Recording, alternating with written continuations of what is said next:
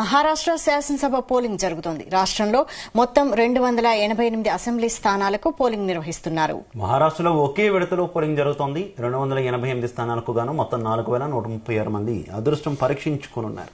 వీరిలో 2086 మంది స్వతంత్ర అభ్యర్థులు ఉన్నారు. మహారాష్ట్రలో 9.63 లక్షల మంది ఓటు వేయనున్నారు. దాదాపు 6 లక్షల ప్రభుత్వ ఉద్యోగులు ఎన్నికల విధుల్లో పాల్గొంటున్నారు. నవంబర్ 23న ఓట్ల లెక్కింపు జరగనుంది. మహారాష్ట్రలో బీజేపీ, అజిత్ పవార్, ఎన్సీపీ, ఏక్నాథ్ షిండే నేతృత్వంలోని శివసేన కలిసి మహాయతిగా ఏర్పడ్డాయి. ఇక దీనికి పోటీగా కాంగ్రెస్, శివసేన యు అలాగే ఎన్సీపీ, శరద్ పవార్ వర్గం కలిసి మహావికాస్ అఘాదీగా ఏర్పడ్డాయి.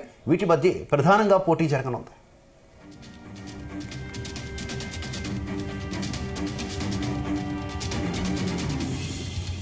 అధికార కూటమి మహాయతిలో భాగమైన బీజేపీ 149 స్థానాల్లో అభ్యర్థులను నిలిపింది. ముఖ్యమంత్రి ఏక్నాథ్ షిండే నేతృత్వంలోని శివసేన 81 మందిని బరిలోకి దింపింది. ఉప ముఖ్యమంత్రి అజిత్ పవార్ ఆధ్వర్యంలోని ఎన్సీపీ 59 మంది అభ్యర్థులను పోటీకి నిలబెట్టింది. ఇక విపక్ష కూటమి మహావికాస్ అఘాడీలో కాంగ్రెస్, ఉద్దవ్ ఠాక్రే శివసేన, శరద్ పవార్ కు చెందిన ఎన్సీపీ ఉన్నాయి. కాంగ్రెస్ 101 మంది అభ్యర్థులను బరిలోకి దింపింది. శివసేన యూబీటీ 95 మందిని, ఎన్సీపీ శరద్ పవార్ పార్టీ 86 మందిని పోటీకి దించింది. సీట్ల సర్దుబాటులో ఏకాభిప్రాయం కుదరని కొన్ని స్థానాల్లో కూటమి పక్షాలు స్నేహపూర్వక పోటీ చేస్తున్నాయి. బీఎస్పీ 237 మంది అభ్యర్థులను నిలపగా ఎంఐఎం కూడా తమకు పట్టుందని భావిస్తున్న 17 చోట్ల అభ్యర్థులను పోటీకి దింపింది.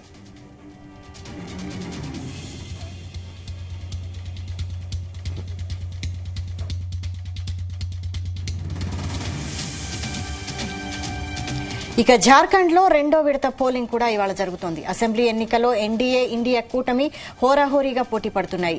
2019లో పోగొట్టుకున్న అధికారాన్ని ఎలాగైనా దక్కించుకోవాలని బీజేపీ నేతృత్వంలోని ఎన్డీఏ ప్రయత్నిస్తుండగా మళ్లీ అధికారాన్ని నిలబెట్టుకోవాలని జార్ఖండ్ ముక్తి మోర్చా, కాంగ్రెస్ కూటమి చూస్తోంది.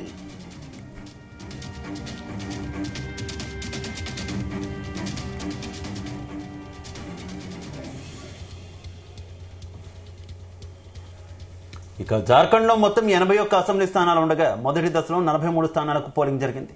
రెండో దశలో మిగిలిన 38 స్థానాలకు ఇవాళ పోలింగ్ జరుగుతోంది. జార్ఖండ్ లో గిరిజన ప్రాంతాలు ఎక్కువగా ఉన్నాయి.